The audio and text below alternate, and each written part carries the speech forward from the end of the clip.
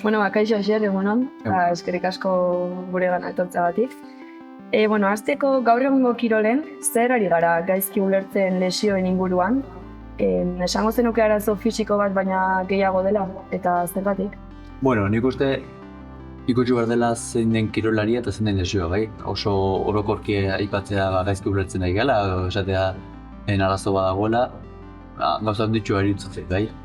Nik nire kasuan, nik arlo mentala lantzen dut batez ere kirolariekin, eta bai ikusi dutena da, arlo muskularra apurtzen duten personak, faio muskular bat izan dutenak, askotan izaten direla personak bestei faiatzeko beldurra daukatenak, edo bere buruari propiori faiatzeko beldurra daukatenak, edo kirola egiteko gaian faiatzeko beldurrez jokatzen dutenak. Zeren guzti horrek ematen du, faiatzeko beldur horrek kortisola gehiago edukitzera, egunerokotasuna ere bai tentsioak diogoan bizitzera bazizulako inorri faiatu nahi alde batetik bestera, eta hori azkenen kargatzen zoaz, tensio hori, eta gero muskuloa apurtzeko probablegoa da. Orduan, nik nire esperientziatikan ikusi dut, askotan lesio bat dela gorputzaren faio bat, eta askotan iturria, sorburua, buruan dagoela faioari digun belduragatik. Eta, apur bat horren arira, zein ondorio mental uzten ditu benetan lesio batek? Ondorio mentalak, onura mentalak esango nuke, azkenean da nondik ikusten dugun, ze ikuspegi ematen diogun lesio bat azkenean da, guk egunerokotasunean egiten dugun gauza bat, gelditzen da, denbora tarte baterako edo betirako. Baina beti da, bikote bat apurtzen denean edo lan bat amaitzen zezunean eta lanik gabe geratzen zenean, zer da, txarra da, ala ona da. Segun askotan hortik urte batzutera eskertzen duzu, bizitza bat sortzen duzulako. Nik ere bai lesioak izan ditudanean, nire onenak, errendimendu onena etorri izan da gerora, lesioak eta gero. Basten zarelako benetan, humilago izaten edo eskertzen, zergatik askotan batez ere profesionalei azten zaie zertarako konpetitzen duten, eta uste dute konpetitzen dutela irabazteko, dio irabazteko, prensa nazionatzeko, ez. Benetan konpetitzen hasi zinen gustatzen ditzaizulako, ez. Eta lesioak egiten zuna da, lurra jotzea apur bat, eta hor benetan errealitatea ikusten haste eta esatea, ostras, zertarako ari naiz konpetitzen benetan. Konpetitzen ari naiz, nire uneko hori ateratzeko, eskertua sentitzen naiz entrenatzera joat ahal dalako, zergatik askotan motivazio falta entrenatzeko eta benetan hori dena gogorarazten digu eta horrek ekartzen digu gero lehiatzeko garaian ere gehiago disfrutatzea. Orduan, nuke esango lesio beti txarra denik, ondorio txarrak sortzen dituenik, baizik eta askotan onurak ekartzen dizkigu eta dena da, segun eta guk nola gabiltzen dugun, ze interpretazio egiten dugun lesio horrekiko. Ikusten dugun zerbait txarra bezala, edo ikusten dugun aukera berri bat bezala, gu buruz gehiago indartzeko eta gehiago disfrutatzen hasteko. Disfrutatzen eta baloratzen. Eta jaso ditugun datu batzun arabera, eliteko atleten ehuneko 34ak antsietatea eta depresio sintomak jasatzen dituzte lesio baten ondorioz, apur bat kontrasana esan duzunakin. Zer ondorio ateratzen dituzuzuk datu hauekin?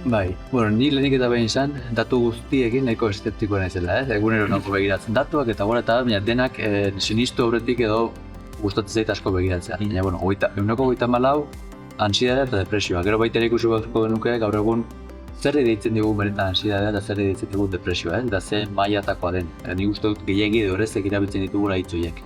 Antsiedadea da benetan edo da etorkizunerako duen beldura, kirolari horrek. Ea berriro itzuliko ote den rekuperatuta, ea berriro rekuperatuko alduen lehen zuen nivel hori, bai? Hori beldur bada, eta benetan buruak sortzen dio beldur hori joaten erako etorkizu negatibo batean pentsatzera, ez naiz rekuperatuko edo ez naiz lehengoa izango, baina uste dut baita ere dela, horra enfokatu barean, horra enfokatzen bada benetan buruak babestu nahi zaitu zerbaitaz, hori inporta zaizulako da, ez? Guazen erabiltzea hori hartu eta esatu da, hori da etorkizuna, baina etorkizuna horrendik hori sortu ahal izateko txarra edo ona, gaur buruak harri behar dugu onainela eta rekuperazioan batekin behar dugu, bai?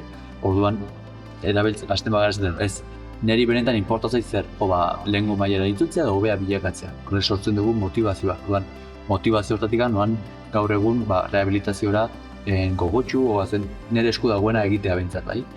Eta gero beste esan duzu depresioa, depresioa enkanbio datorri iraganetik, zergatik gaude depresibo. Gaude depresibo lesio apurtu zegulako eta guretzako delako injustizia bat ez zuena gertatu behar. Orduan sortzen duguna da, depresioa da edo benetan da errabia bat, injustizia bat, eta horrek bat dugu depresibo gotea, tristea gotea, hau etzen gertatu behar, nik gut lengua izan nahi dut, bai, eta orduan gaurko errait eta txarra da izaten ari zait. Eta esango nitzuken berdina, ikusi beharren iraganean gertatu den hori, gehiak gertatu da, ezin dugu bueltatu lesio hortara. Eta hasi beharren gure burua biktima erortzen eta sufritzen, goazen hartzea errabi hori sentitzen duzun hori, rehabilitazioan seguraski beharko duzu mina emango dizuten ariketak egiteko da zure buruari bultzatzeko, orduan errabi hori, zen dugu nik askotan deitzen diot, santa ira, barura bultzatzen dugunean eta impulsatzen dugunean, lesio hori hobeto sendatu ahal izateko, ondo erabila izango da, orduan luzatu nahiz erantzunarekin, baina esaten dizuena, antxieta eta depresioa ze puntutaraino eta gero kasu hori, 1/54 horri, esango niokena da, bazen erabili situazio hori, erabili lesio hau, iritsi zaizuna zure buruaren kontrola hartzeko eta zure emozioen kontrolak hartzeko, segun eta esan dizuena. Etorkizun negatiboan jartzen bagara, beldura antxitate sortuko dugu, etorkizun positiboan pentsatzen badugu, motivazio eta entusiasmoa. Iragan negatiboan pentsatzen badugu, depresioa, tristura, errabie bat, kanporako injustizia sortuko dugu, baina, hartzen badugu lesio hori ni impulsatzeko, ni hobetzeko, ni rehabilitazioan indartzeko, hortik eraterako dugu indarra eta motivazioa. Hortarako erabiliko nuke. Uste duzu kirolariek askotan ezkutatzen dutela mentalki ondo ez daudela? Bai. Eta zergatik? Nik uste gizartean, oraindik ere jarraitzen dut laguntzaten, bai? Ni beti diot, nire aitaren garaian, nire aitaren kirolari izan zen, pelotari izan zen, eta orduan raritua zen, arlo fisikoa lantzen zuena edo gimnasioa joten zena. Egin batzen frontoian ibili eta gero baserria, mendia, lokasea. Eta ez ziren ausartzen esatea, gimnasioa joaten zirela, ez?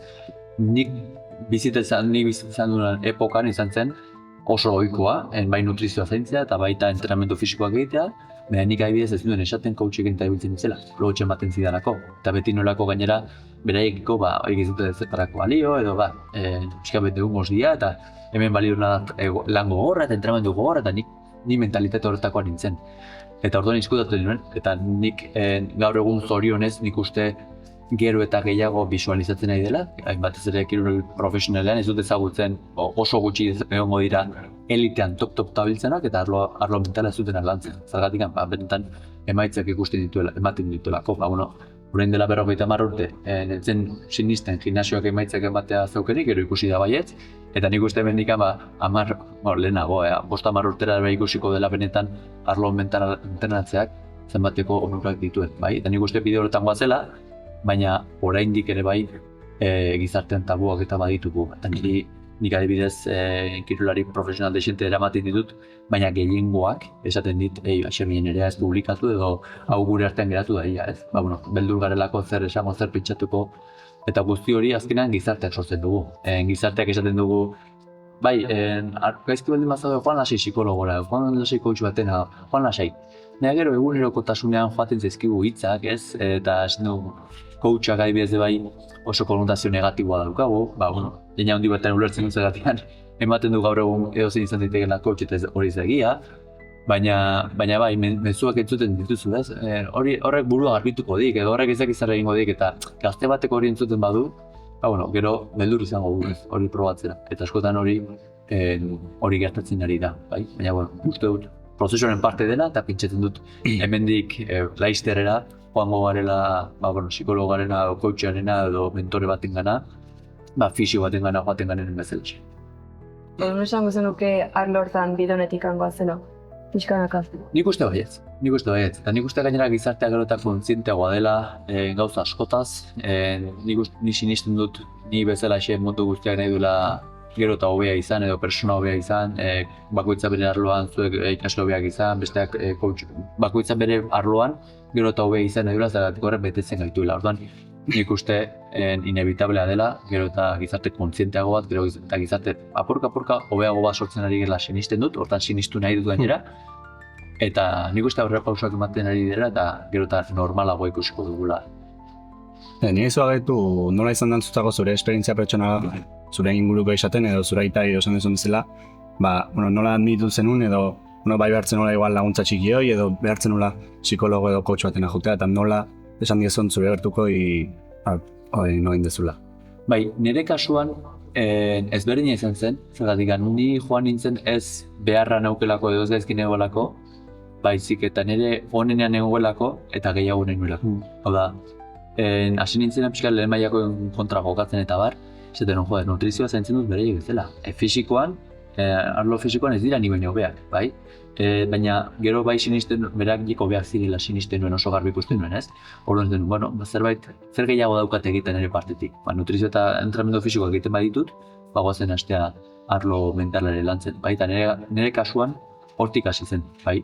Gero egia da, hori gero kiroli bilbidea, ez? Zanituen nire gora berak, gero bigarren mailara jetxin nintzen berriro, horren kanbio beste modu batera landu nuen burua, gero berriro bigarren mailan irabazi eta gero gora itzuli nintzen, gero lesioak etorri ziren, orduan denetik izan du, baina hasieran bintzat izan zen, ez zerbait gaizki pasatzen nintzelako pelotan, baizik eta disfrutatzen nintzelako, baina gehiago nahi nuelako, hobeago izan nuelako.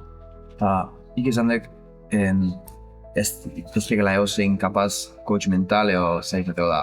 Adibidez, nik uste margenao ze ibibide coach mental izatea. Vale, nik coach mental izateko lehenik eta behin. Niretzako oso garrantzitsua da persona batek duen esperientzia, bai? Oso garrantzitsua. Hau da, ikasketak edo titulak edukitzeari baina gehiagoari ematen diot, garrantzia benetan horrek aritu da hori lantzen, benetan berak superatu du, ni beti diot, adibidez, ni nahiago dut joan mekaniko batena, 20 urte damakina tailera mekanikako gauzak egiten, titulu bat duena, eta igual horrek ez du titulu hori, baina hasi berri batena dena, ez? Hortan, nire esperientziarik garrantzia handia ematen diot, eta nik egin nola ezen 2018an apur bat hasi nintzen ja arlo mental hau lantzen, eta ikaragarri gustatu zidan, nire coachek zedezen, irakurritza liburu 1000 betazkak eta ni 15 egunen ja, maila gehiago, gustatu, ez? Entusiasmoa jartzen nion eta gustatu egiten zitzaidan, zenbateko boterea duen gure buruak, gure zoriontasunean. Eta ni benetan nahi dudana izan zoriontsu izan. Hau da, ez dut ni nahi dut lasai bizi eta zoriontsu izan. Orduan, horri oso loztu dagoenez gure pentsamenduetan, gure pentsamenduen kalitateetan, ze dialogo interno daukagun hemen gure buruarekin, orduan asko sakondu nintzen. Da orduan ni beti esaten dut, ja 2018tik aurrera pelotari izatetik apur bat utzi nuela inkontzienteki eta jasi nintzela gehiago coach izaten. Eta gero pelota amaitu zitzea denean 2022an ja Madrilera joan nintzen, ikasketak egitera, gero Londresera ere bai joan nintzen master bat egitera, eta gero ordu asko. Gero da praktika. Eta gaur egun dute. Eta pixkat gure galderetara bueltatuz, zein momentutan bihurtzen den lesio bat arazo mental ere, edo eragiten duen mentalki. Nik esango nuke arazo mental bat bilakatzen da lesio bat, zuk zure buruaren kontrola galtzen duzunean. Hau da, zure buruak zuk kontrolatzen zaituenean. Esan dizudana, ez? Ja, erortzen zarenean depresio batean edo antsietate batean edo hasten zarenean zure buruari esanez lehengo bertsio hori izan nahi dut. Bai, eskotan pasatzen dira lesionatu. Ni lehengo hori itzuli nahi dut. Eta ni esaten nahi baldin naiz. Nik hau ez dut izan nahi, hau txarragoa da. Lehengo hori itzuli nahi dut. Hori esaten jarraitzen ezin bitartean, ni hori errealitate bilakatzen nahi naiz. Ez da bultatuko lehengoa. Bai, lehengoa ez zegoen esaten, ez aurreko bertsio bat izan nahi dut. Ez lehengoa zegoen esaten, hau da nire bertsiorik onena. Eta horrela sortu zenuen bertsio on bat, ez? Eta errendimentu on bat. Orduan, lehenik eta behin da, ez erortzea hori gaurko errealitate hau bizi nahi ez izan da, zeratik orduan galduko dugu motivazioa, galduko dugu lanean jarritzeko gogoa, galduko dugu konfidantza, joango gara esan ez leheno konfidatzen nuen eta gaur egun zu konfidatzen, beldurrez, horrek ekarriko dizku emaitza txarrak ekarriko dizku pentsamendu negatibo gehiago, beldur gehiago etorkizunerako. Orduan, lehenik eta behin esango nuke ezin duguna galdu dela gure bururen kontrol. Bai, eta galtzen hasten baldin bagara, goazen ikastea gure bururen kontrola hartzen eta izan rebes. Eta, aipatu duzu kontrola galtzen hasten garen momentu hori eta horrekin lotuta zein esango zenuke dela laguntza eskatzeko momentua? Laguntza eskatzeko momentua da, zu ez baldin bazara bizi, zoriontsu, lasai eta aski ez bazara sentitzen, nik esango nuke jar zaitez profesional baten eskuetan. Zergatik, beti diot, gu umea ginenean, bizi ginen lasai, zoriontsu eta aske, bai? Eta gero, sinistarazi digute, gure pentsamenduak zer sortzen digute. Ez sortzen digute, ez nahiz nahikoa eta lortu behar dut hau. Ez banaiz lortzen ari ja, sufritzen dago. Edo, hau lortu dut eta ez dut galdu nahi, eta orain, beldurra daukat. Edo, egin ari nahiz esfortzu eta ez dut ulertzen zergatik ez dira iristen, eta sufritzen dago orduan. Sufrimendu guzti bat izan, tristura bat izan, motivazio falta bizitzan izan, konfidantza falta izan, dena da, ez da gertatzen ari delako berezik eta gu ez daukagolako erraminta ona gure buruaren kontrol hori hartzeko. Orduan esango nizuke, goazen profesional baten eskuetara, ez? Azten behar zain niri, ja hori da, sintoma bezala, gerrian pixkat zerbait nabaritzen du molestiaren bat, goazen fisioaren gana, o masajistarena kontaktura hori eskatzera, kraketako eman aurretik, bai? Orduan, berdin esango nioke. Ez bazara bizi lasai, zoriontsu, eta askiz bazara sentitzen zure egunekotasunean, hasi pixka bat lantzen arlo mentala. Eta gero, sare sozialetan gaur egun zabaltzen den errekuperazio azkarraren ideia hori, nola eragiten ari da, zure ustez? Eta nolako esango zenuke dela 10-eko errekuperazio bat? Bueno, ez nekien, sare sozialetan hori asko saltzen denik. Egia esan sare sozialetan egunero nago, baina konpartitzeko. Hau da, nik igotzen dut, nire, uste dudana balio dezakela beste iraguntzeko, ez dut konsumitzen, oso gutxi konsumitzen dut, ahalik eta gutxien, eta gero eta gutxiago. Eta errekuperazio azkar hori baldin badago modan, ulertzen dut, zera sare sozialetan beti diot. Sare sozialak dira, doakoak dira, orduan zerbait saldu nahi dizute, zutana produktua, bai? Eta orduan salduko dizute, zure buruak entzun nahi duen. Errekuperazio azkarra, ahalik eta onduko, eta nik ez du sinisten, ez azkarra eta ona oso zaila da. Nik uste dut, hemen emaitzak lortzeko lana egin behar dela atzean, eta lanak bere prozesu ematen duela zu prestatzen joateko, bai, orduan, errekuperazio berdin, esango nizuke lasaia izatea, eta zure esku dagoela, lasaitasun hori ematen zure buruari, zure gorputzari ere bai ez, azkenean nik errekuperazio fase hori, rehabilitazioa joatea eta egunerokotasuna ematen badutu lasai, hau da, nire gorputza lasai baldin badago, nik uste errekuperatu behar den hori, hobeto errekuperatuko dela, eta hori izango dela, eguneko eguna. Orduan, entzien duzuna, lasaitasuna zer kentzen digu? Lasaitasuna kentzen digu gure burua hasten denetan, beldurak sortzen. Azkenean, eta ez da niz errekuperatzen, horre denak sortzen duena da, kortisola. Kortisolak egiten duena da, lesio igual, ez ondo iztea, eta ez bani joa rekuperazioan ondo, ez delako ondo iztenari, orduan eta beldur gehiago, bai? Hori da, lesioa ondo iztea edo ez, igual ez dago eguneko zure esku. Zu lasai egotea, bai, eta zure sistema nerviosoa ekilibratu egotea hori zure esku duzu, eta nik esango nioke, egunek 10-eko rekuperazio bat izateko hori, eta gero hori gaineratzen bai dugu pixka bat, rehabilitazio saioetara motibatua joatea, ez? Aprobetxatzea, ez? Ikustea situazio berdina, ez zerbait txarrateko gertatu zaizula bezala, baizik eta aprobetxatzeko, adibidez, beti lehiatzen gaudenean, beti buruak nahi du, ez daukaguna, ez? Po gehiago edukiko banituzkia, denbora lebra gehiago edukiko banuke, hablain, ez daukazu lehiaketa eta badakazu, aprobetxatu plan horiek egiteko, aprobetxatu beste gauzatzuetan eta joan rehabilitaziora, irrifarre batekin, alaitasunekin, han zurekin dagoen fisiorekin, harreman bat sortzera, eta orduan nik uste rekuperazioa ez dakit 10-eko izango den, baina zure esku dagoen guztia bintzat eginda izango duzu, horrek, barren lasitasun bat ingo duzu. Eta uste duzu gizarteak gutxiesten duena lesioen benetako larritasuna osasun mentalean?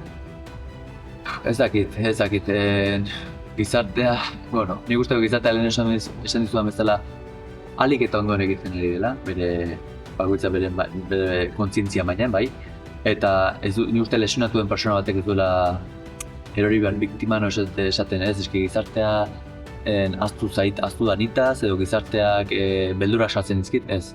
Hori zure burua gu kontrolatzen dugu. Zuk ez duzu nerea kontrolatu eta nik ez duzu zurea kontrolatu. Orduan, nuke fokoa jarriko gizartean eta kirolari lesionatuaren buruan jarriko nuke fokoa. Eta, aipatu duzu 10-eko errekuperazio hori nola izango litzateke, baina zer esango zenioke lesio baten ondorioz bere ametsak zalantzan jartzen duten kirolari bati? Esango nioke bere entrenamenturik onena dela lesioa. Hau da, zu zalantzan baldin bazaude, da posible duzulako. Bestela ez duzu zalantza egiten. Nahi izaten baina zu bihar konferentzia bat emango duzu ingelesez eta kinon, esango duzu, dago prest. Erderaz emango duzu, zalantza. Prestatuko dut, da egingo dut. Zergatik zalantza egiten dut, posible delako. Zalantza egiten badu bere ametsa lortuko duen ez, da bi errealitate posible ikusten ditulako etorkizunean. Ametsa hau lortzea edo ametsa hau ez lortzea. Eta orduan, zalantzorek beldur bat sortzen dio, eta ez badut lortzen. Baina hori, zu ari zara sortzen zure buruarekin, bi errealitate posible. Zuk ametsa bat baldin badaukazu errealitate posible bakarra ikusi badut. Ametsa bakarra da. Ni adibidez atzo esaten ari nintzen ere familiari, gaur hona etorriko nintzela, Tolosara. Etorkizunean, gaur hemen egongo nintzela. Eta hori, sinistu egiten nuen, eguneko unean. Baina ametsak horrela sinistu behar dira, nik hori lortuko dut. Eta ez dakizu lortuko duzuna, ez? Agian hiruran altuen egon karretera moztu eta nik gaur ezin zen hemen egon. Agian zuri istripu bat etetzaizu edo lesio bategatik utzi behar daukazu zure amets hori alde batera, ados. Baina zuk sinistuta iritsiko zarela, gaur hona iritsiko naizela, bidea lasai egiten duzu eta gozatzen duzu bidea. Eta agian lesio bat dago, eta agian hiruran bidea gainera obretan karretera moztuta eta anuetatik etorri behar izan naiz. Bueno, desbio bat egon da, ados, lesioa horixe da. Ni ona iritsi nahi dut, eta bueno, nik uste nuen visualizazioa egin nuena, ametxe izango zela horrela dena perfektua, baina lesio bat iritsi zait. Bueno, baina nik hori da proban, entrenatzen momentu bat ikusteko, benetan zenbatean sinisten duzu gan iritsiko zarela. Eta bueno, egon da desbio bat, hemendik uste nuen zela, ez, hemendik da, ados, goazen. Orduan, ikuste lesioa dela, eduki dezakezun entrenamendu mentaliko. Zein paper dute profesionalek kirolaren ongizate mentalean? Aipatu duzu gomendatuko zenukela aukera guztietan harremanetan jartzea profesional batekin, baina zertan laguntzen dute? Nola, zertan laguntzen dute? Profesional batek, lesio bat duzunean, fisiona jutegean bezala, bai coach batena, bai psikologo batena, edo laguntza mentala jasotzea. Laguntzen dizute zure errealitate berdina, bai, askoz ere lasaiago bizitzen eta askoz ere motivatuago bizitzen eta ez esan duguna depresioan markatuta edo beldurrekin bizitzen. Zen eta ikasi behar duguna da mina eta sufrimendua diferentziatzen. Mina da inevitable batzuetan, min fisikoa sentitzea, baina sufrimendua beti da evitable. Zeren sufrimendua eragiten digu gure buruak, gure buruarekin egiten ari garen interpretazioak, ikuspegiak, bai? Orduan, nik lesionatzen naiz, bai? Eta zer dago? Da txarra edo da ono? Zergatik nik adibidez tendon rotuliano aportu nuen, ados. Eta nire buruaren interpretazioa lehenengoa denok egiten duguna, zergatik ez digut erakusten eskolan da, hori txarra da, lesioa txarra da, lanik gabe geratzea txarra da, bikoteak ustea txarra da. Orduan hasten gara sufritzen, bai? Baina nik eduki nuen rotura tendon rotuliano, ados. Baina nik lotailu gurutzea aportu zen nuen, bai, hori bera, onartuko nuen, zergatik lotailu gurutzatu baten lesioak 9 hilabete, 12 hilabete, berriro kontzertitzerako, urtebeteko lesioa da. En cambio, tendinitis rotulian bat nik 5 hilabete gorentzen geldirik. Orduan, alderatzen badut, benetan ez da intxara. Nahiago dut hau eduki tendon rotulianoa lotailu gurutzatu eduki, bai? Baina egiten duguna da ez ni ondo nengoen eta hau da txarra. Orduan, mina ez dugu egiten gertatu denak bizitzen, baizik eta egiten ari garen interpretazioak ematen digu mina. Bestela ni eskertzan egon nintzen, orduan, gertatzen zaigula, berez da neutroa. Eta ditu bere alde ona noski eta ditu bere alde txarra noski. Baina da, nik zenbateko gaitasuna daukadan, alde honei begiratzeko eta alde txarren. Orduan, sufrimendu ez digu eragiten lesioak, sufrimendu ez digu eragiten lanik gabe geratzea, sufrimendu ez digu eragiten bikote gabe geratzea. Horrekiko egiten dugun interpretazio negatiboak da guri emozioak, sufrimenduzko emozioak sortzen dizkiguna. Eta pixkat amaitzeko zein mezu zabalduko zenutike, hemendikan guztiontatik ondorio bat aterata edo? Bueno, ni ez nahi zinore, horra mezu handirik zabaltzeko. Nik esango niokena da, gizarteari edo, mezu emango niokena da bai lesionatu bati edo sufritzen dagoen edozein personari, benetan pena merezi duela gure burua ezagutzea, autoezagutzea, horrek ematen dugulako konfidantza handia gure buruarekiko, eta gero baita ere ikastea, emozioa gestionatzen. Emozio guztiak, onak, txarrak, pozik, alaitasuna, tristura, errabia, beldurra, motivazio falta, sortzen digu gure pentsamentuak, bai orduan. Ikasten dugunen ondo pentsatzen, hasten gara ondo sentitzen, eta orduan guk egiten ditugun ekintzak errealitatean hobeak dira, eta orduan etortzen zaizkigun emaitzak buelten ere, izan relazioetan, izan osasunean, izan kirolean, hobeak dira. Orduan, hau egiten ez digute eskolan erakutsi, baina nik uste zoriontasuna, inoiz ez dela berandu zoriontsu izateko eta gonbidatuko nituzke, ezagutzen hastea pixka bat. Ze ordena aio dakagun eman eta zenbateko botena dakagun eman goren. Ados, hau izan dena, mila esker. Mila esker.